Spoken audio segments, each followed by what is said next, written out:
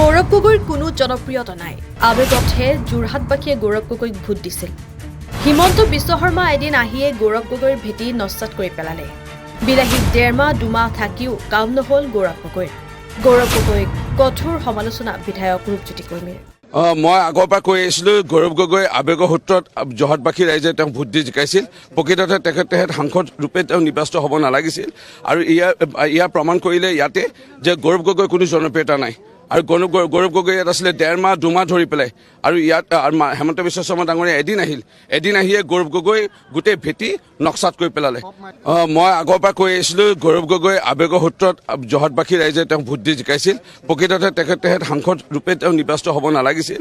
আৰু ইয়াৰ প্ৰমাণ কৰিলে ইয়াতে যে গৌৰৱ গগৈৰ কোনো জনপ্ৰিয়তা নাই। আৰু গৌৰৱ গগৈ ইয়াত আছিলে 1.5 মাহ 2 মাহ ধৰি পেলাই।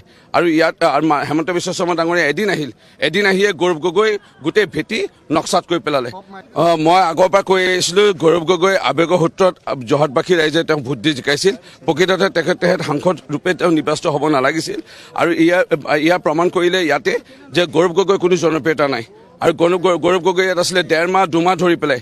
আৰু ইয়াত হেমন্ত বিশ্ব শৰ্মা ডাঙৰীয়া এদিন আহিয়ে গৌৰৱ গগৈ গোটেই ভেটি নক্সাত কৰি পেলালে। মই আগৰ পৰা কৈ আছিলো গৌৰৱ গগৈ আৱেগৰ সূত্ৰত যোৰহাটবাসী ৰাইজে তেওঁক ভোট দি জিকাইছিল। প্ৰকৃততে তেখেতে সাংসদ ৰূপে তেওঁ নিৰ্বাচিত হ'ব নালাগিছিল। আৰু ইয়াৰ প্ৰমাণ কৰিলে ইয়াতে যে গৌৰৱ গগৈৰ কোনো জনপ্ৰিয়তা নাই। আৰু গৌৰৱ গগৈ ইয়াত আছিলে 1.5 মাহ 2 মাহ ধৰি পেলাই। আৰু ইয়াত হেমন্ত বিশ্ব শৰ্মা ডাঙৰীয়া এদিন আহিয়ে গৌৰৱ গগৈ গোটেই ভেটি নক্সাত কৰি পেলালে। News desk, Kolkata plus.